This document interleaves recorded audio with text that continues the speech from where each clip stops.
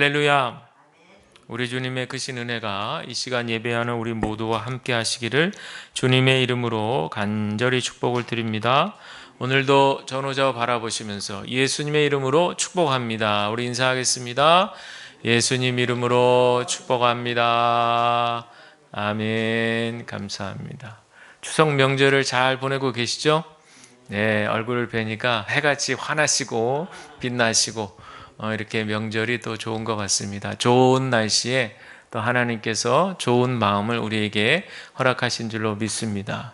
올해는 특별히 또 개천절 그 공휴일과 연결이 돼가지고 그러다 보니까 연휴가 지금 일주일 가까이 그렇게 이어지게 돼서 모처럼 만에 그런 쉼의 시간들을 보내고 계실 것입니다. 우리가 명절이 오면 항상 이렇게 생각하게 되는 것은 먼저 가신, 소천하신 우리 선조들을 기억하게 됩니다. 그분들이 생전에 살아계시면서 어떤 삶을 살아셨는지, 또 그분들의 삶의 모양들, 또 우리와의 그런 여러 가지 관계했던 모든 일들을 우리가 추억하며 생각하게 되시고, 또 우리가 그분과 다시 만날 그날을 소망 중에 고대하는 것 또한 우리 명절의 중요한 의미이고, 또 그래서 우리가 성묘를 가는 그런 의미일 것입니다. 따라서 우리도 언젠가는 가게 될 그곳이죠. 영원한 본향, 그것을 그리는 마음, 그것을 소망하는 그런 어떤 믿음으로 살아가는 것이 우리들의 삶인 것을 저와 여러분들이 기억하시기를 간절히 축복을 드립니다. 오늘은 그런 의미에서 부활신앙으로 승리하는 순례자라는 그런 제목의 말씀을 드리려고 합니다. 오늘은 사실 그 본문 말씀 읽으셨지만 고린도전서 15장이 상당히 장황하고 또 상당히 우리에게 깊은 신앙적인 이해를 도와주는 말씀들이 길게 그렇게 나와 있어요. 그래서 오늘은 제가 마음을 먹고 이 고린도전서 15장 부활장이라고 하는 이 15장 말씀을 한번 다루면서 우리가 성경을 확인해 가면서 한번 그 의미, 우리가 부활 신앙으로 살아야 되는 그런 어떤 의미들을 한번 찾아보려고 합니다. 먼저 고린도 후서 5장 1절에 있는 말씀을 제가 메시지라는 번역판으로 먼저 읽어드리면 이렇게 나옵니다. 예컨대 우리의 몸이 장막처럼 무너져 내리면 하늘에 있는 부활의 몸, 사람의 손으로 지은 몸이 아니라 하나님께서 지으신 몸이 대신하리라는 것을 우리는 압니다. 이렇게 나와요. 육신의 장막이 무너져 내린다. 이 말은 이제 우리가 죽음을 맞이하게 된다 이런 뜻이겠죠. 우리 누구는 예외 없이 다 죽음을 맞이하게 되는데 그때 하나님께서는 우리를 위해서 예비하신 몸이 있다는 것이죠. 그 몸은 바로 부활의 몸이고 하나님께서 지으신 몸이다. 이렇게 성경은 기록하고 있습니다. 그런데 이 날이 우리 누구에게 찾아오는데 예고 없이 찾아온다는 게 중요한 것이죠. 이 세상에 오는 순서는 정해졌어도 이 세상을 떠나는 순서는 예고 없이 순서 없이 정해지지 않고 그렇게 찾아온다라고 하는 그런 얘기입니다. 그런 의미에서 인간은 흙에서 와서 흙으로 돌아가는 존재다 이렇게 얘기합니다. 이 얘기를 들으시면 어떤 생각이 들으세요? 저는 이제 이 이야기를 들을 때마다 그렇지, 우리 인간이 얼마나 유한한가, 우리 인간이 얼마나 한계를 지닌 존재인가, 이런 것들을 절실하게 깨닫게 되는 거예요. 그래서 전도서 기자는 이야기하죠. 지혜로운 사람의 마음은 어디에 가 있다고요? 초상집에 가 있다. 어리석은 자의 마음은 어디에 가 있어요? 잔치집에 가 있다. 뭐 그렇다고 해서 그럼 우리 결혼식은 가지 말아야 된다 이런 뜻이 아니라 그만큼 평소에 늘 그 생각 속에 그 한 사람의 그 생각 속에 죽음을 늘 의식하고 살라는 거죠.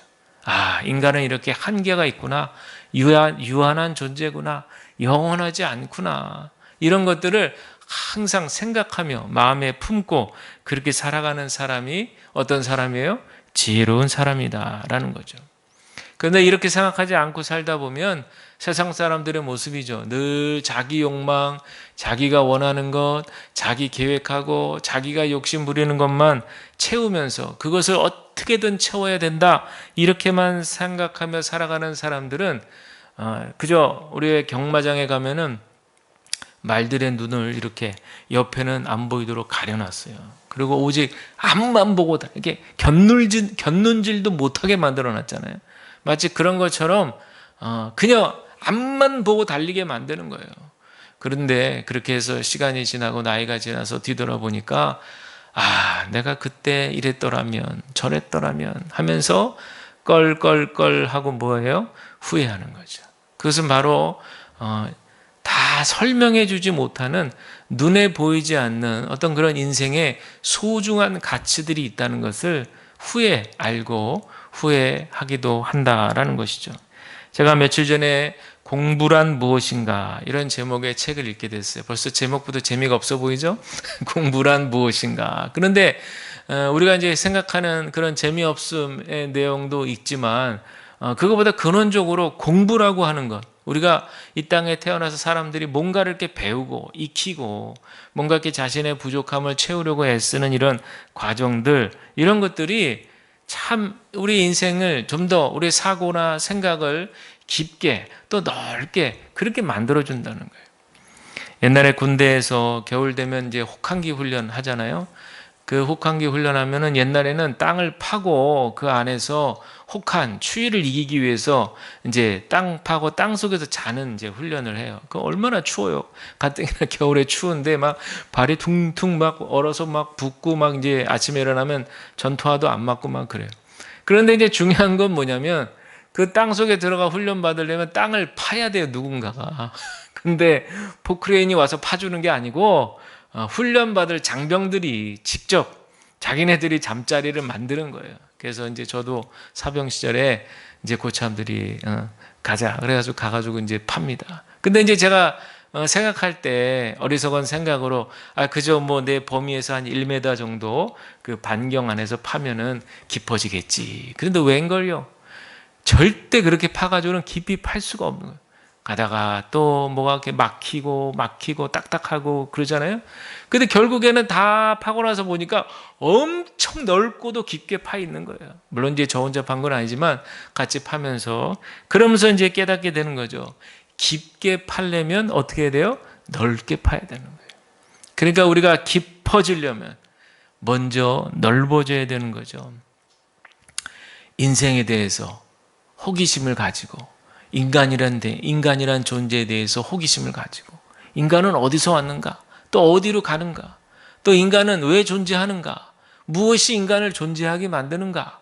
이런 것들에 대해서 깊이 호기심을 갖고 고민을 하고 때로는 이제 내 안에서 이게 해결이 안 되니까 여러 가지 자료들을 찾아보기도 하고 또 성경도 읽어보고 말이죠. 그러면서 뭔가 이렇게 넓게 추구하면서 점점 깊어지는 어떤 그런 의미를 경험하게 된다는 거죠. 우리가 영혼이라는 것에 대한 가치를 아는 일도 이와 같습니다. 하나님께서는 이미 우리에게 영혼을 사모하는 마음을 주셨다고 전도서 기자는 얘기하거든요. 근데 이 메시지 번역판에는요, 영혼을 사모하는 마음을 뭐라고 해석했냐면 과거와 미래를 생각하는 감각, 이렇게 표현했어요. 굉장히 이렇게 탁 들어오더라고요. 저는 감각이란 말을 상당히 좋아하는데 여기 그렇게 표현되어 있어요. 영혼을 사모하는 마음을 과거와 미래를 생각하는 감각이라고 표현했어요. 그러니까 앞서 말씀드린 앞만 보고 경마장의 말처럼 경주마처럼 달려가는 그런 인생은 현재만 보잖아요. 현재, 오직 현재. 지금 내 앞길, 내 지금 코앞이 얼마나 지금 벅찬데. 그런데 영혼을 사모하는 마음을 주셨다는 것은 과거, 이미 지나간 과거, 그리고 앞으로 펼쳐질 미래를 생각할 수 있는 그런 감각을 주셨다는 거예요. 이거는 저만 받은 게 아니라 저와 여러분 우리 모두에게 하나님께서 허락하신 마음인 줄로 믿습니다. 그래서 우리는 이것을 이미 받았기 때문에 이 받은 바를 가지고 우리가 활용하기 위해서 넓고 깊게 파야 되는 거예요. 이것을 위해서 우리 인간의 한계를 알아야 될 것이고 죽음에 대한 묵상도 필요하고 그리고 예수 그리스도 안에서 진정한 신앙 안에서 우리의 인생이 참되다라는 것을 믿게 된다는 거죠. 그러니 이런 것들을 하나씩 둘씩 깨달아 알게 되면서 우리 인생을 좀 더 깊이 파고 넓게 파고 들어가야 된다는 겁니다. 성경도 이런 차원에서 마찬가지로 읽고 또 읽다 보면 그 진리의 깊은 세계로 파고 들어가게 되는 거예요. 처음에 읽었을 때는 그냥 그런 것 같고 그냥 그 이야기지, 아 이렇구나 저렇구나, 그냥 이야기 중심에 스토리 중심에 그렇게만 알고 그쳤다면 그것을 계속 반복적으로 오랜 시간 읽고 또 읽다 보면 어느 순간에 딱 한 꼭지에 깊이 들어가게 되는 계기가 생기게 되는 거예요. 이것이 바로 여러분들 우리가 진리를 추구하는 마음인 줄로 믿습니다. 우리가 이 땅에서만 풍요롭게 살려고 급급해 할 것이 아니라 근원적으로 우리 인간의 본질이 근원적으로 죽음 너머의 삶이 있다라고 하는 것, 영원한 삶에 대한 추구가 우리의 인생살이를 좀 더 풍성하게 해줄 수 있다는 사실을 여러분들 기억하시기를 바랍니다. 그렇다면 이 영원한 삶을 어떻게 추구하는가? 바로 예수 그리스도의 부활 사건을 믿을 때 가능한 거예요. 오늘 본문이 포함된 고린도전서 15장 1, 2절 말씀을 제가 읽어드릴게요. 여러분 눈으로 한번 보세요. 형제들아, 내가 너희에게 전한 복음을 너희에게 알게 하노니 이는 너희가 받은 것이요 또 그 가운데 선 것이라. 너희가 만일 내가 전한 그 말을 굳게 지키고 헛되이 믿지 아니하였으면 그로 말미암아 구원을 받으리라. 아멘. 여기서 바울이 말하는 구원은 현재적인 구원 사건을 얘기하는 겁니다. 지금 바울은 고린도 교회 성도들이 자신이 전한 복음의 가운데 한가운데 서 있다고 얘기해요. 여러분, 성도의 자리는 어디입니까? 복음의 자리가 되어야 돼요. 우리도 마찬가지입니다. 우리 인생의 중심은 어디에 서 있느냐? 세상적인 성공? 얼마 전에 새벽기도회 때 한 집사님이 오셨는데 그날 마침 제가 제자도에 관한 말씀을 전했어요. 집사님 아니고 다른 집사님 오셨을 때 얘기하는 거예요. 그때 제가 제자도에 관한 말씀을 전했는데 제가 이제 서두에 어떻게 시작했냐면 우리가 이 땅에서 물질의 축복을 받아 누릴 수 있습니다 그랬어요. 그랬더니 그 집사님이 고개를 끄덕이면서 격하게 공감하시더라고요. 그런데 제가 이제 이어서 그날 이제 본문 말씀이 그러했기 때문에 말씀드리기를 그렇지만 우리는 부름받은 제자로서 하나님의 사명의 길이 있습니다. 이렇게 전했더니 얼굴빛이 싹 바뀌시더라고요. 환하게 격하게 공감하시다가 얼굴이 심각해지셨어요. 근데 사실 여러분 이 모습이 우리들의 고민이자 모습일 수 있습니다. 세상 사람들 세상에서 넓은 길로 가고 싶은 것이 그게 우리 마음이죠. 솔직히 돈 싫어하는 사람이 누가 있겠습니까? 저를 포함해서 우리 모두가 다 좋아하죠. 그리고 이왕이면 많았으면 좋겠죠. 그러나 그러함에도 불구하고 우리가 말씀의 중심 위에 서야 하는 이유는 예수 그리스도 안에 서 있을 때 그때 우리의 삶이 견고해지고 온전해질 수 있기 때문에 그런 거예요. 그래서 부활신앙이 우리에게 중심이 되는 이유가 되는 것입니다. 그렇다면 바울은요, 이 복음을 지금 현재적인 우리의 구원으로 받아들이게 되려면 두 가지 조건이 필요하다고 그랬는데 그 첫 번째가 배움입니다. 만일 내가 전한 그 말을 굳게 지키고, 즉 굳게 잡고 있으면, 이런 뜻이에요. 굳게 잡고 있으면. 바울이 전한 복음은 분명히 말로 전파됐거든요. 말 없이 복음이 전파되지 않잖아요. 따라서 이 말로서 전해진 이 복음을 성도들이 우리 모두가 확고하게 받아들이고 굳게 잡고 있으라는 뜻이에요. 이를 위해서 고린도 성도들은 바울이 어떤 말로 복음을 전했는지를 잘 살피고 배워야 한다, 이런 얘기입니다. 두 번째로 바울이 얘기하는 현재적 구원을 위한 조건은 헛되이 믿지 아니하였으면, 즉 헛되지 않는 믿음을 얘기하는 거예요. 즉 이 말은 진실로 믿으라는 거죠. 진심으로 믿었다고 얘기하면서 세상 염려가 온다든지 세상 유혹이 찾아오면 이리저리 믿음이 흔들렸다 그냥 쑥 하고 뽑혀져 나가는 것이 아니라 비록 흔들릴지언정 굳건하게 예수 그리스도 진리 위에 그렇게 견고하게 서 있는 것, 이렇게 되려면 진실로 믿지 않으면 이렇게 될 수 없다는 거예요. 결국에 현재적 구원의 조건에는 교육적인 수용, 받아들이는 거예요. 배우고 받아들이고, 그리고 더불어서 진심으로, 진실로 믿는 영적인 신앙이 필요하다는 거예요. 말로 선포되는 복음을 외형적으로는 수용하고 내면적으로는 신앙하라, 그런 얘기예요. 그러니 여러분, 교육 없이 우리가 뭘 믿는다, 배우지 않고 뭘 믿는다라고 하는 것도 헛것이고, 그렇게 배우는 것에 진실로 믿는 믿음 없이 배우는 것 또한 헛것이라는 거예요. 이 두 가지가 서로 긴밀하게 연결되어 있음을 기억하셔야 될 줄로 믿습니다. 이어서 바울은 이런 외적 수용과 내적 신앙으로 형성된 그런 부활의 신앙의 증인들을 계속해서 열거하고 있어요. 예수님이 부활하신 후에 게바, 베드로죠. 베드로에게 나타나셨죠. 그리고 12사람에게, 그리고 500의 형제, 야고보와 모든 사도들, 그리고 바울 자신에게 나타나셨다고 쭉 열거하고 있어요. 그러면서 바울이 자신을 표현할 때 뭐라고 표현하냐면요, 맨 나중에 만삭되지 못하여난 자 같은 내게도 보이셨다. 맨 나중에 만삭되지 못했다. 이거 10달 다 채우지 않고 나왔다. 뭔가 좀 부족하다, 이런 뜻 아니겠어요? 우리 뭐 팔삭동이가 천재 같다 뭐 이런 얘기도 하지만, 그런 의미보다는 근원적으로 10달을 꽉 채우고 나와야 건강하고 정상적인 것인데, 뭔가 좀 부족하고 연약하지 않나, 이런 의미가 담겨져 있죠. 바울은 다메섹에서 예수님을 만난 그런 아주 획기적인 사건을 통해서 새롭게 변화되는데, 그때 바울은 이렇게 나는 만삭되지 못해난 자라고 고백하게 된 거예요. 예수님을 만난 다음에 이렇게 고백하게 된 거예요. 근데 이 말씀만 보면 우리가 언뜻 이해가 안 되는데, 바울이라는 사람을 이해하면 이 말이 굉장한 말이라는 걸 깨닫게 돼요. 왜요? 바울이 어떤 사람이에요? 바울이 대단한 사람이에요. 네? 뭐 우리로 치면은 뭐 상위 1%? 뭐 이렇게 얘기해야 될까요? 특권층? 이렇게 얘기해야 될까요? 당시 로마 시민권자라면 대단한 사람이잖아요. 거기에 뭐 어릴 때부터 가말리엘 문화생이다.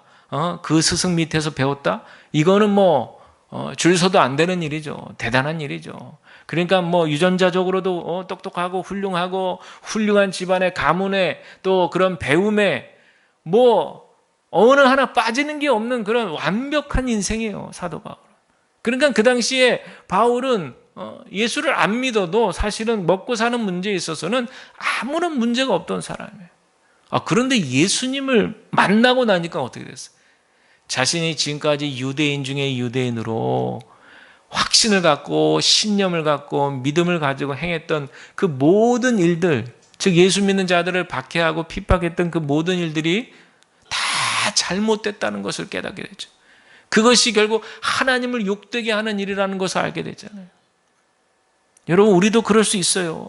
내가 지금까지 옳다고 그렇게 철천지같이 믿고 행해왔던 그런 일들이 어느 한순간에 이게 아니었나? 이런 생각이 들 수가 있어요. 이게 우리 인간의 연약함이고 유약함이 아니겠어요? 그래서 바울이 고백합니다. 예수님 만난 이후에 고백하는 거예요. 내가 죄인 중에 괴수라는 거예요. 죄인 중에. 그렇게 많은 사람들이 선생님, 선생님 하면서 존경하고 따르던 그 바울의 입에서 나온 이야기가 내가 죄인 중에 괴수라는 거예요. 그러면서 바울이 얘기하잖아요.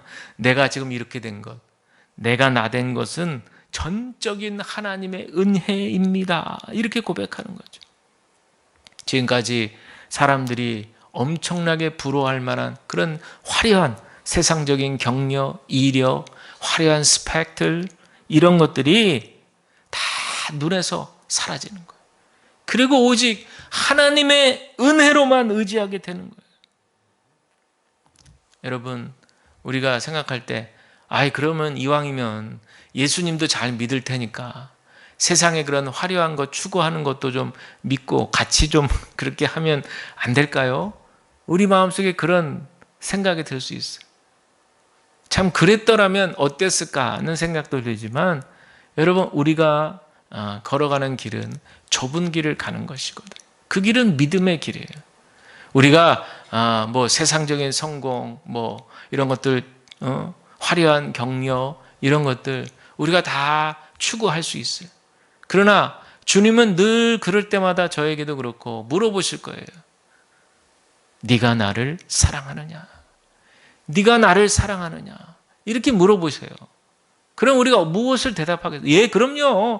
제가 주님 사랑하죠. 그런데 주님 사랑해요. 그렇지만 지금은 제가 조금 세상을 더 사랑해야겠어요.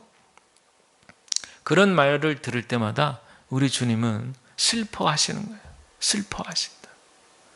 저도 그런 경험들을 하면서 그렇게 살게 돼요. 제가 목회해온 경력 자체가 저는 하나님의 은혜가 아니고서는 목회를 할 수 없는 그런 상황과 처지. 일반 대학을 나오고 그리고 신학대학원에 갔던 이 과정부터가 이거는 그냥 일반 그냥 보통 코스와 과정을 밟아서 신학 공부를 하신 분들에 비해서는 턱없이 부족하고 연약한 그런 어떤 모습일 수밖에 없어요.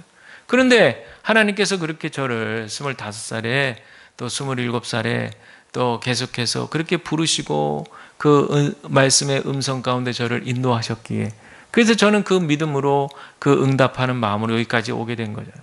그 과정들을 이렇게 돌이켜보면 이거는 정말 하나님의 은혜가 아니면 답을 할 수가 없다.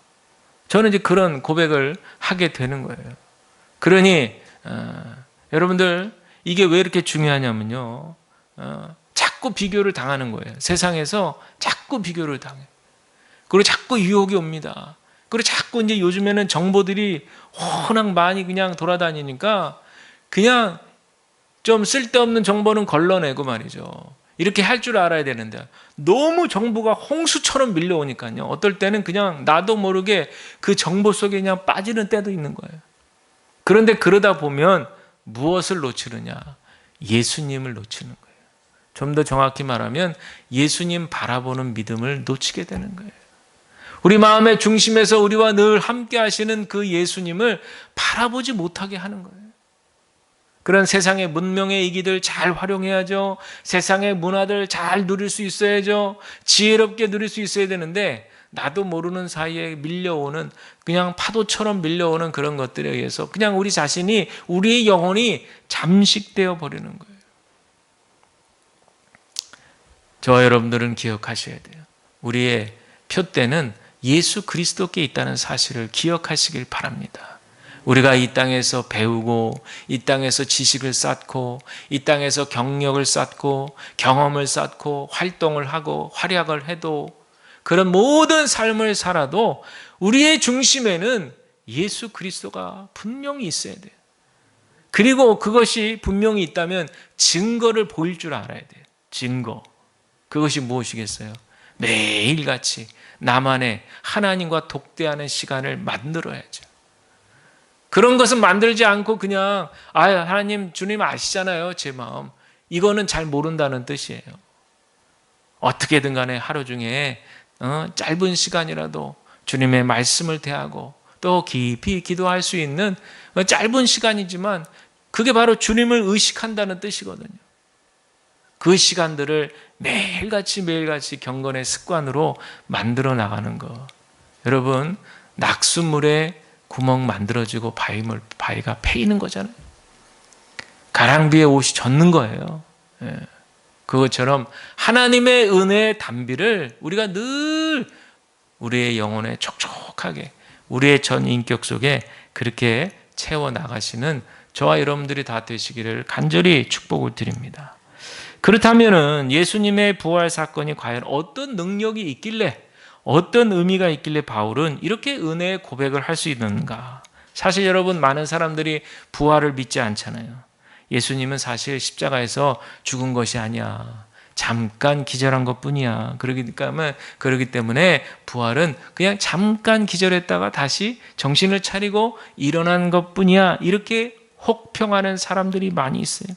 그러나 여러분 만일 죽은 자의 부활이 없다면 하면서 바울이 계속 논증하는 것이 죽은 자의 부활이 없다면 그리스도도 다시 살아나지 못할 것이고 그리스도의 부활이 없다면 기독교 2000년사의 복음을 전파한 모든 것도 다 헛것이 될 것이고 여러분 그렇잖아요.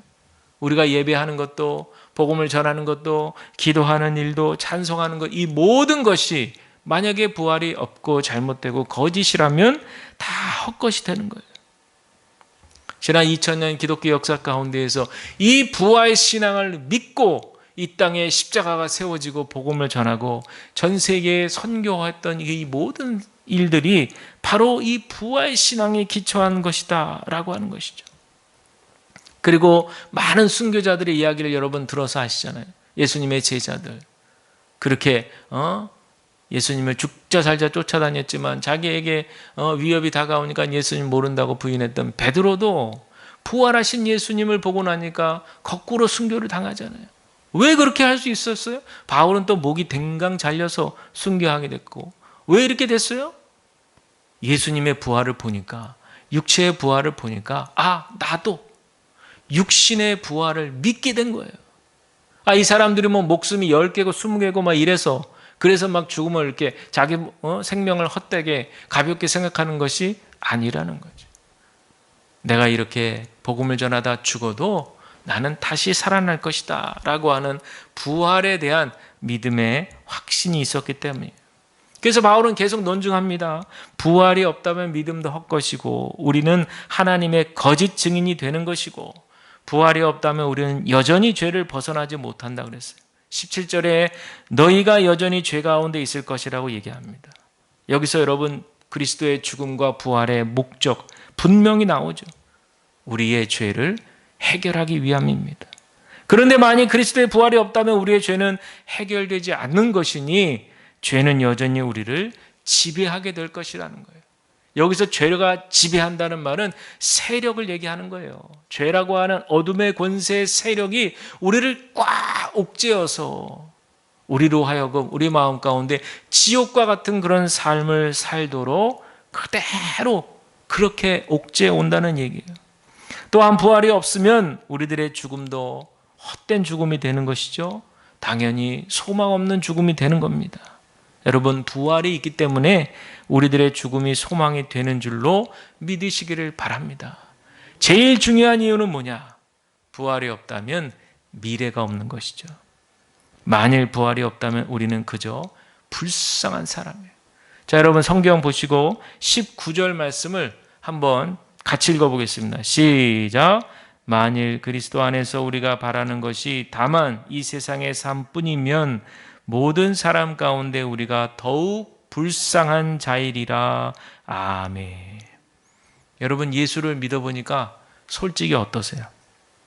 예수 믿으니까 마냥 좋으시기만 하시죠? 예수 믿으니까 어떠세요? 예? 힘들고 어려운 일이 왜 이렇게 많아요? 그렇죠. 물론 이거는 뭐 세상 사람들도 마찬가지일 거예요. 그런데 우리가 예수 믿으니까 손에 입는 일들 많잖아요. 손에 입는 일들 많아요. 저도 많아요.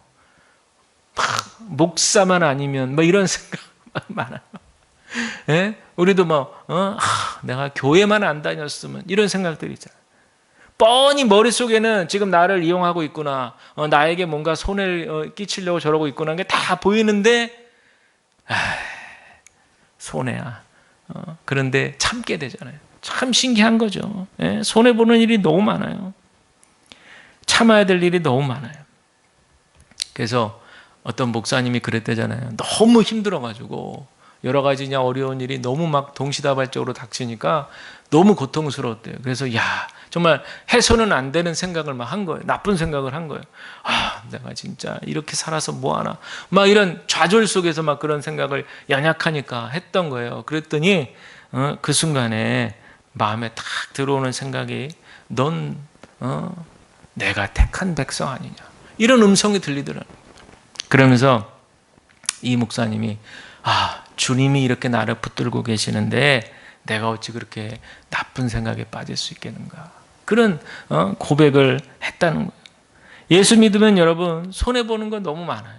그리고 또 왜 이렇게 참아야 될 게 많아. 참아야 될 것도 많아. 그래서 인내하라. 그냥 성령의 9가지 열매, 오래 참음의 열매만 늘 생각나. 그러니까 참아야 돼. 참아야 되고. 그리고 또 왜 이렇게 순종하라는 얘기가 많고 헌신하라는 얘기가 많고 뭐 하나 내 마음대로 내 뜻대로 할 수 있는 게 아무것도 없는 것 같아. 그렇죠 여러분. 솔직히 말해요. 솔직히 말하면 예수 믿는다는 것이요 힘들어요. 어렵고 힘들습니다. 그러나 여러분들 부활이 없다고 생각하는 사람들은 어떤 사람들이냐? 여러분, 무가 있다고 생각하세요. 무. 마치 무를 이렇게 송송송송송 잘라서 잘라 먹으면 무가 점점 줄어들잖아요. 그것처럼 부활이 없다고 믿는 사람들은 그 인생이 조금씩 줄어들고 없어져 버리는 것과 똑같아요. 이게 바로 부활을 믿지 않는 사람들의 인생 개념입니다. 그래서 이 사람들은 하루하루 살아가는 동안에 시간이 점점 줄어든다고 생각하는 거예요. 그러니까 죽자 살자 줄어드는 인생이니까 자기 재산을 축적하려고 혈안이 되는 거예요. 주변 돌아보지 않습니다. 이 사회에 어려운 곳들이 많은데 살피지 않는 거예요. 그러나 부활을 믿는 사람들의 인생 개념은 다른 거죠. 그들은 사는 동안 인생이 짧아지는 게 아니라 점점 길어지는 거예요. 왜냐하면 부활을 믿는 사람들은 시간이 가면 갈수록 이 땅의 삶은 짧아지지만 반대로 영혼을 향한 시간은 점점 길어지게 된다는 것을 알게 되는 거예요. 예를 들면 여러분 연필 있잖아요. 연필을 깎으면 어떻게 돼요? 깎으면 깎을수록 연필심이 길게 드러나게 되잖아요. 그것처럼 부활을 믿는 우리들에게는 시간이 잘려나가면 잘려나갈수록 도리어 영혼으로 향하는 길은 시간은 점점 어떻게 된다? 길어지는 거예요. 이쪽은 짧아지고 반대로 저쪽은 길어지는 거예요. 그것이 하나로 누구를 통해서 연결돼요? 예수 그리스도 안에서 하나로 한 통으로 연결이 되는 거예요. 바로 이것 때문에 우리 인간의 본질을 새롭게 이해하게 되는 겁니다. 우리 주님 예수 그리스도의 부활이 있기 때문에 전파하는 것도, 우리가 복음을 전파하는 것도, 우리가 믿는 믿음도, 우리가 증거하는 것도, 우리의 죄사함 받는 일도, 죽음도, 미래도 모든 것이 헛것이 아닌 줄로 믿습니다. 여러분, 부활은 우리의 모든 인생에 참된 의미를 부여하는 거예요. 그래서 저는 오늘 택한 본문의 말씀이 새롭게 또 다가옵니다. 자, 우리 다시 한번 42절로 44절을 우리 다 같이 우리 맞춰서 한번 읽을까요? 시작. 죽은 자의 부활도 그와 같으니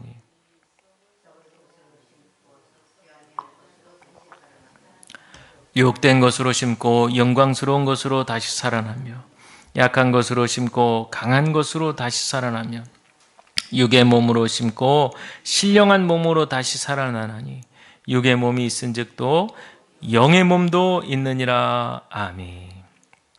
여기서 신령한 몸이 부활체랍니다. 부활체. 부활할 때 나타나는 몸이 부활체예요. 그때 부활의 때에 변화되는 영적인 몸을 나타납니다. 바울은 최초의 인간이죠. 아담을 자연적인 육적 사람으로 보았다면 제2의 아담이라고도 로마서에서 표현하지만 예수 그리스도를 살리는, 살아나게 하는 부활의 영이다. 이렇게 표현했습니다. 그러면서 36절에 보니까 바울은 씨앗의 이미지를 사용했어요. 육적인 몸이 씨앗으로 심겨서 영적인 몸의 열매로 다시 살아난다. 이렇게 설명합니다. 육적인 몸은 47절에 땅에 존재할 때가 가장 적합하고 영광을 드러내도록 창조되었다는 거예요.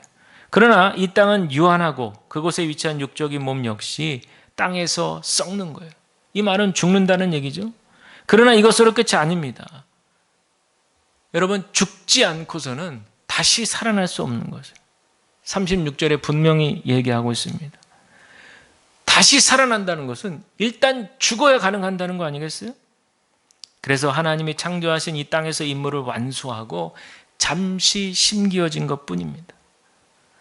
육적인 몸은 영원한 하나님 나라에서 가장 적합하고 영광스러운 영광적인 영적인 몸으로 다시 살아날 것을 이야기하는 거죠.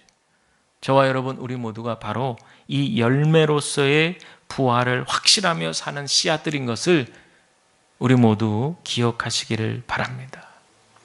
자, 그렇다면 이제 거의 다 가고 있어요. 왜 부활이 우리에게 필요한 것일까? 바로 유업 때문에 그렇습니다. 자, 50절을 한번 눈으로 보세요. 50절에 보면 혈과 육은 하나님 나라를 이어받을 수 없다 그랬습니다.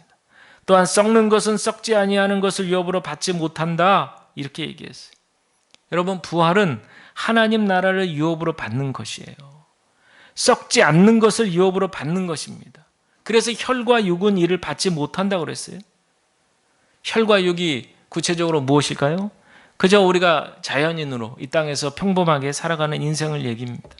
자연인은 하나님 나라를 유업으로 받지 못한다는 거예요. 엄밀히 말해서 우리가 혈과 육을 갖고 사는 동안 하나님 나라에 속하기는 했지만 엄격히 말해서 하나님 나라를 완전히 유업으로 받는 것은 부활 이후라는 얘기예요. 이런 맥락에서 썩는 것은 부활 전의 몸의 상태를 의미하고 썩지 아니하는 것은 부활 후의 몸을 의미합니다. 원래는 썩는 것이 썩지 아니하는 것을 유업으로 받지 못하는데 바울은 역설적으로 뭐라고 얘기하냐면 이 썩을 것이 반드시 썩지 아니할 것을 입어야 한다 이렇게 얘기해요. 그러니까 어떻게 이렇게 썩지 아니하는 것을 유업으로 받을 수 있느냐? 여기에 뭔가 이렇게 변화가 필요하잖아요. 썩는 것에 대해서 뭔가 결정적인 변화가 필요하잖아요. 그 설명을 51절 이하에 하면서 바울은 드디어 부활장의 대단원의 막을 내리는 거예요. 먼저 51절 보시면 우리가 다 잠잘 것 아니요 그랬습니다. 여기서 잠잔다는 말은 죽음을 가리키는 완곡한 표현이죠.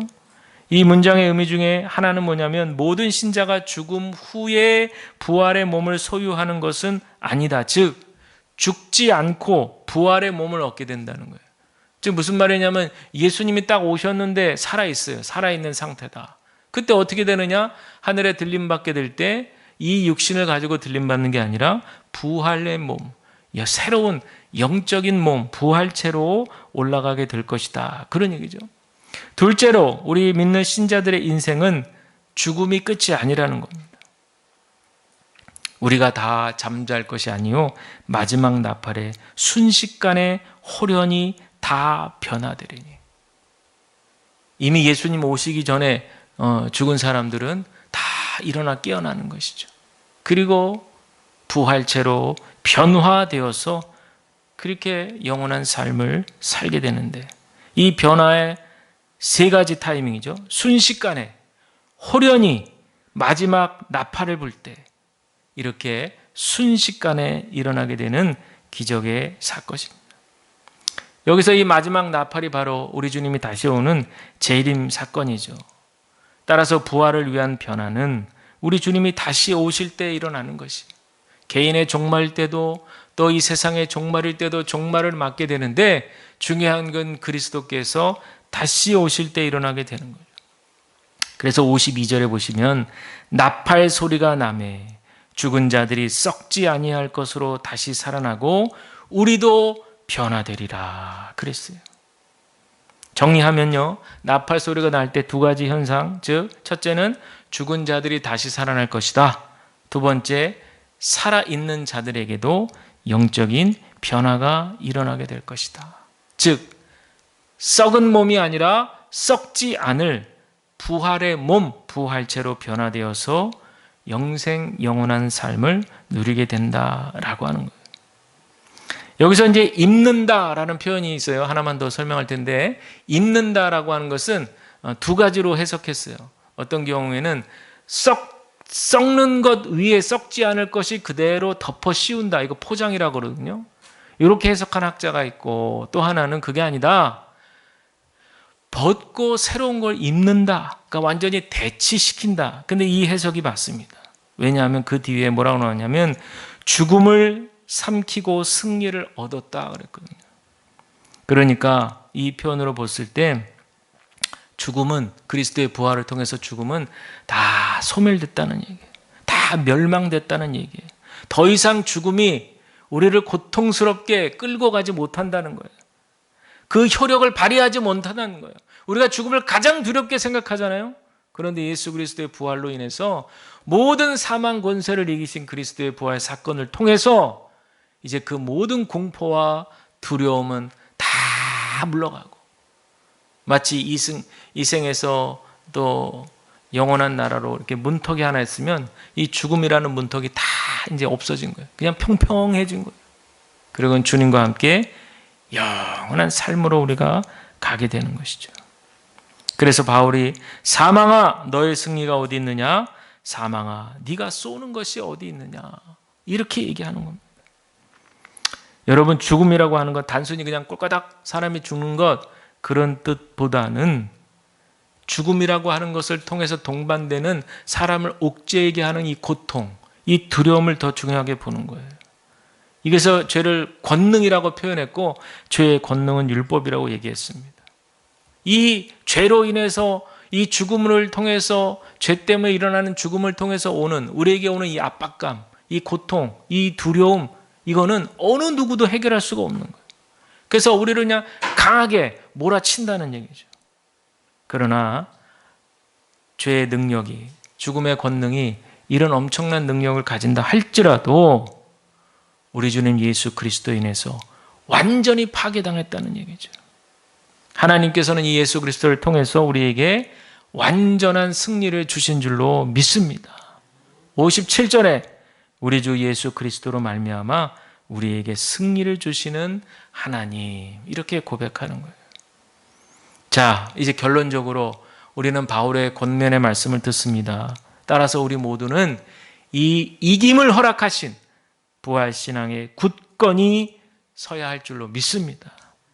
바울은 견실하며 흔들리지 말라고 그랬어요. 두 번째는 항상 주의 일에 더욱 힘쓰는 자들이 되라고 그랬고, 마지막 셋째는 너희 수고가 헛되지 않을 줄을 알라고 그랬어요. 저는 이 세 번째가 굉장히 중요하다고 생각해요. 우리 얼마나 지금까지 살아온 믿음의 길이 헛되다고 막 생각하잖아요. 코로나 이후에 다 무너져 내린 것 같고 말이죠. 지금까지 살아온 게 다 헛된 것 같고 말이죠. 허탈하고 말이죠. 이러려고 내가 예수 믿었나 싶기도 하고 말이죠. 별의별 생각을 다 하잖아요. 그런데 이런 마음을 알고 계신지 하나님은 우리에게 말씀하시는 거예요. 너의 수고가 헛되지 않을 줄 알아라 이거예요. 이렇게 매주일 정성을 다해 예배하는 그 수고가 헛되지 않을 줄을 알라 이거예요.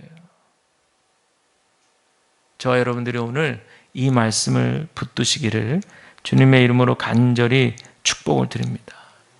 우리가 왜 부활신앙을 믿지 못하는가? 왜 믿지 못하는 줄 아세요? 제가 믿음이 없어서. 그게 아니에요. 그게 아니야. 내가 왜 예수님의 이 부활신앙을 갖지 못하느냐면, 현실의 고단스러운 삶 속에서 내가 할 일은 하지 않고 주님 하실 일 찾아서 내가 하려고 하기 때문에 그런 거예요. 여러분, 내가 할 수 없는 일에 대해서는 목매달면 안 돼요. 이 말은 포기가 아니고 분별할 줄 알아라는 거예요. 내가 할 수 있는 일이 아니면 그것은 주님이 하시는 일이에요. 죽음에서 이렇게 세우시는 일은 우리가 할 수 있는 일이 아니에요. 그거는 주님께서 하실 일이에요. 죽은 나사로를 살리실 때 예수님께서 주변 사람들에게 뭐라고 그랬어요? 뭐라고 얘기합니까? 돌문을 열라고 그러잖아요. 돌문을 열라고 그래요. 그리고 그 죽은 나사로를 살리는 것은 누가 하시는 거예요? 예수님이 하시는 거예요. 돌문 옮기는 것은 우리가 하고 죽은 나사로 살리는 일은 예수님이 하신다는 거예요. 그러니 여러분 기억하셔야 돼요. 내가 하는 일, 내가 할 수 있는 일, 내가 믿음을 갖고 해야 되는 일은 내가 하는 겁니다.